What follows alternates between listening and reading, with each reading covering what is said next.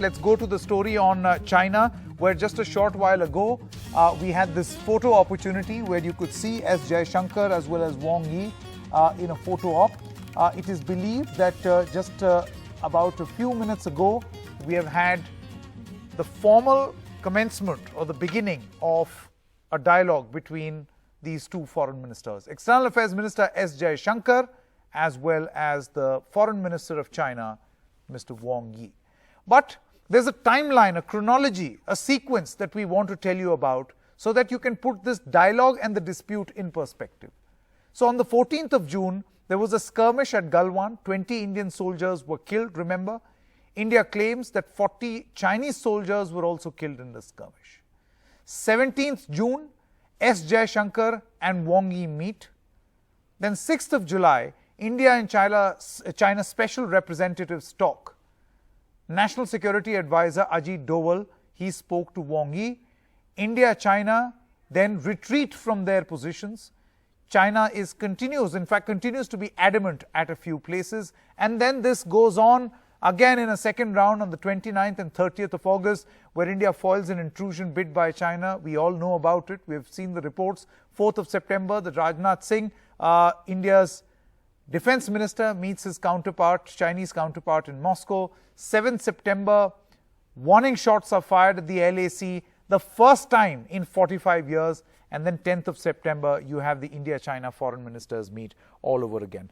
How should we study this and what should this actually mean? I have with me very senior and knowledgeable guests who would perhaps be able to shed some light on this. Lieutenant General B.S. Jaswal, former Northern Army commander. Aina Tanjan, political analyst and economic affairs commentator based in Beijing. Professor Swaran Singh, chairman of the Center for International Politics, JNU. Michael Kugerman, deputy director and senior associate for South Asia program. And Gurjeet Singh, a former diplomat, is also with us. Thank you so much, gentlemen, for joining us on this rather important, extremely significant discussion as this dialogue takes place. Let me first begin with you, Professor Singh. I would like to ask you this simple question. Is this dispute going to be protracted, or the dialogue around this dispute going to be protracted? Because we see this recurring again and again. I think if we are assuming the dialogue to be protracted, we are also assuming the dispute will also be protracted, because dialogue is only trying to resolve issues on the ground. And I assume there is a direct correlation, and both sides will constantly ratchet up and show their strength and maybe move forward in various directions on the border to then bring that weight into the negotiations. And that is both going to be constantly a long haul, according to my understanding. What I'm hopeful is that some kind of a U-turn could happen in terms of diplomatic negotiations in today's meeting, because both of them have enormous experience. Wang Yi comes with enormous political capital on his side.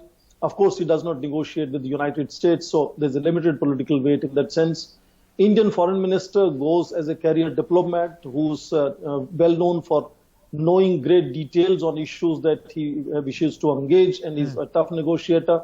So both have their personal strengths, and then of course backed by their respective positions on the disputed boundary. The fact that Indian military has showcased its strength on 29th of August, followed by 7th of September, would bring weight to, I think, Indian side negotiating with the Chinese. And also the fact that the last meeting of two defense ministers, it was Chinese defense minister who initiated and asked for a meeting, would bring a certain weight to Indian arguments in those personal meetings of two leaders who know each other very well. Sure. So only thing we can hope is a minor U-turn happening at this stage, opening opportunity for further dialogue from here. But it's not going to be quick solution to anything on the ground. In fact, things could escalate also in Rechangla. Forces are almost few hundred next to each other. And both are trying to sort of push and shove and, showcase their strength repeatedly on the border. The fact that Indian forces have showcased strength, the onus now, or the desperation now lies on PLA side. They will try to do something. So that is going to continue for I think even during the winter time, it's not going to close before winter. Okay, it's not going to close before winter. I think that's a very significant point that has been said. Lieutenant General Jaiswal, to you, you speak to many experts. I mean, you look at the track record of the result of the dialogue, and I'm not going way back in history. Just take a look at the events of 6th of July when India-China Special Representative spoke. NSA Ajit Doval spoke to Wang Yi. India-China announced a retreat from their positions. And then we have seen, and this has been spoken about a lot, that China was still adamant at a few places, which means that they came in, there were insertions, and then they refused to come out, right? They refused to let go of or come back as far as their retreat is concerned. Do you think that there lies the big problem in dealing with China? Firstly, I would totally template the assertions of Mr. Singh. He's beautifully given a narrative, and I totally agree with him, except for the period of engagement. It will depend on the intensity of the dispute, which manifests on ground out there. My take on the diplomacy part of it is that China cannot be believed. We can never come onto a common consensus, nor can we extract a commitment from China, and you yourself explained the whole thing. China, as of now, has lost face in the world. It was in a position of advantage for a while. Now it's lost that. Now the options left for China, what to do? First is going for a protracted diplomatic space, has also gone for a protracted dispute. For instance, when they are saying winters, I totally agree with Mr. Singh that this will definitely go through the winters. You see, our stocking, etc., our backups, which have to go there, well, he can bring us around over there and thereafter prohibit our movement on that side. This is called isolating objective, and this is part of the Chinese strategy. Secondly, it's a normal philosophy with China that if in case, it's Sun Tzu saying again, that if you come across stiff resistance, change your path and tackle the enemy from a different direction. It is quite possible that he shifts the center of gravity from Ladakh to Arunachal, gain position of strength out there, and then be on a wicket wherein diplomatically it can speak from a position of strength. China will never ever come to a diplomatic agreement till the time it speaks from a position of strength. So that's what I personally feel. Conflict at the point when you draw a matrix between possibility and probability, well, possibility is always there. The probability is there, maybe a small skirmish, but to enlarge the whole canvas, it's going to be slightly prohibitive in terms of casualties to China also. It would not like to end up with a black eye. Now, China is indirectly achieving its aim of punishing India. Let me give you some figures. We are spending minimum approximately 150 to 200 crores per day in eastern Ladakh because of additional troops. We used to spend 3 crores per day during my time for Siachen alone. Now, just imagine how many brigades are there. If 200 crores are here and 200 crores in the east, if in case he opens up a front out there, he's making India, just by posturing, India spent that much money. You can imagine in a month how much is going to work out. 400. Absolutely. There is always a cost to a conflict, and we are not even getting to war. So he's punishing India. Yes, exactly. Absolutely. So he will indirectly punish India without going for a direct conflict and have a face by putting an economic cost to this escalation. Fine, I get the point that you are making, Lieutenant General Jaiswal. Aina Tangent, let me come to you. A lot of experts seem to suggest that here is a classic case, in fact, something that has not been seen in a while, where China is opening up new conflict points along the line of actual control. Areas that were not in dispute, or at least there were no flare-ups, if you were, of tension. Why is this? How can one explain a strategy like this? Well, If this is not expansionism, then what is? I think you have to go back to what China thinks is started this point, and that was having a senior minister on the floor of the Lok Sabha saying that areas that are inhabited by China, that he would not rest until those were returned to India. Also, what happened in Jammu and Kashmir, number 370, this really upset the apple cart.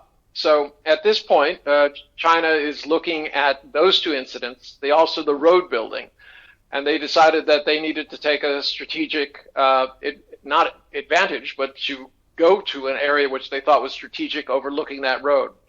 The response at this point has been India has now decided that it needs strategic advantages. It's located on the tops of mountains overlooking Chinese positions. So I think it's really important to realize that this is not a Bollywood movie.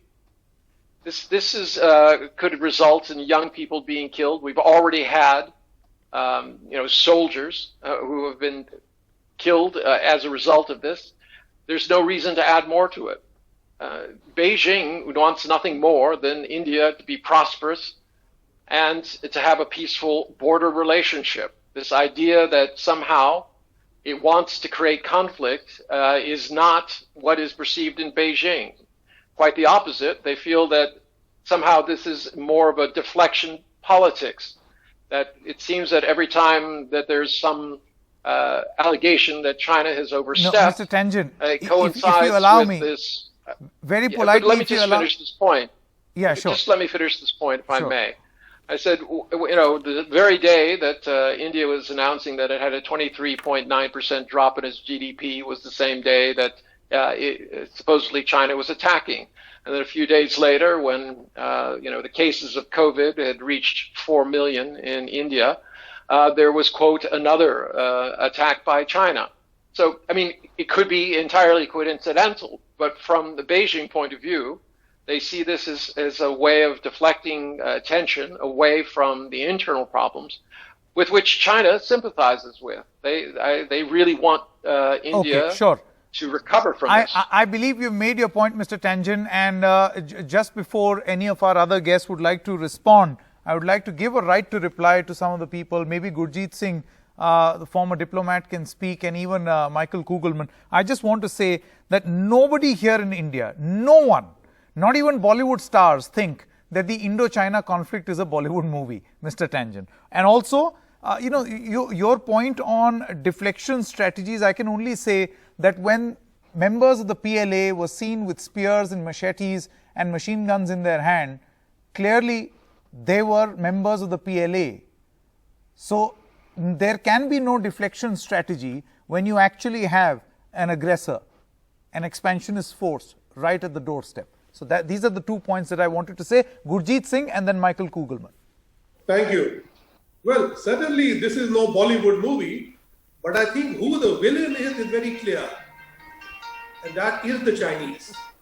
The Indian mind is very clear on that. The second point, I think there is no deflection. I think this is a false dichotomy which is sought to be brought between the COVID-related and the economic-related issues and the resolute defense on the border. I think we need to be clear that whatever the economic condition of India may be, the defense of the realm is not going to be overthrown. The defense will continue, whatever the cost. And I think that is the only way any government can continue. Third, I think rather than the deflection, I think it is a sense of confusion. China has got used to seeing India react in predictable ways, with the entire unpredictability was on the Chinese side. I think now what you are seeing is an unpredictable Indian reaction on various fields. So therefore, China is a bit confused as to how to react. And therefore, yes, you may see more serious skirmishes than ever before. You may see more clashes because this time India will not react in only a diplomatic fashion, because we realize that diplomatic negotiations can only succeed if you are in a position at least of some strength. So therefore, unpredictability on the ground will be seen by unpredictable diplomatic activity. And this will be not confined only to the border. Okay, interesting point. Michael Kugelman, very quickly, and then we'll go back to our other two guests. Mr. Kugelman. Well, I'm very concerned about how this crisis is evolving, speaking as someone observing from Washington, D.C., and that's because what usually works is not working in terms of de-escalation measures. Typically, you have a dialogue mechanism that eventually succeeds, and indeed, you have had the two sides speaking on very high levels for several months, but the situation has not de-escalated. The protocols that have long been in place that have ruled out escalatory measures, such as the use of firearms, those appear to be getting eroded amid recent reports that one or both sides fired warning shots. That's very troubling. And I think that the broader context is essential here, and I think this has already been hit on very briefly. The fact that you have so many things going on now that you don't typically have going on when you have these India-China border spats. One, the Galwan clash, the fact that you had such a violent, deadly exchange. Clearly that raised mistrust to levels that we haven't seen in so long. It's going to make it difficult to wind things down. China's increasingly muscular foreign policy, its wolf warrior diplomacy, that's relatively new. That had not been present in previous border spats between the two countries. A rapidly worsening U.S.-China rivalry, which I would argue has given Beijing an extra strong incentive to take a hard line against India on the disputed border, because India, of course, is Washington's key strategic partner in South Asia. And finally, we can't rule out the Article 370 move a year ago, which again was something relatively new, was something that was opposed by China, had not been a reality in previous times when there had been border spats. So for all these reasons, I think it's great that the talks continue. The fact that you've had this high-level diplomacy in recent days is key, but I'm not as optimistic now that the situation is going to wind down as I would have been in years past, just because of all these factors that are playing out now. I wonder why you say you're not optimistic, because surely dialogue is the only way forward. How else do you resolve a dispute? But Aina Tangent, very quickly, I want your response. You've heard the two gentlemen, what they've had to say about China, so you can respond, and then I'll go back to Swaran Singh. Aina Tangent. Yes, unpredictability is a very good way to get into a war. I do agree with Michael that there's been a tremendous amount of change, and that this is upsetting the situation. But I mean, it's not clear what the objectives are here. China does not want a bunch of valleys that you can't even live in. These are only suitable for goats. There's no strategic advantage in going there, and there's none really for India. So this is the real question. Why are these things happening over land that is basically uninhabitable and non-strategic? From the Beijing's point of view, they're wondering if there's some other reason, and that's why I mentioned distraction politics. China has been throwing out what they believe is an honest hand, trying to get India to join them in what they see as this Asian century, and they've been kind of puzzled why India is still trying to play off the U.S. and China. And it's not clear where India expects to go. Okay. Lieutenant General Jaswal, before I come back to you, I would like to show our viewers how, just a proof of this muscular foreign policy that Michael Kugelman was talking about. I would say muscular military policy also. These are propaganda videos that are doing the rounds in China. Tanks and guns trained towards India across the LAC to show that they have the military might. Now, at a time like this, what is one supposed to make out of this, Lieutenant General Jaswal?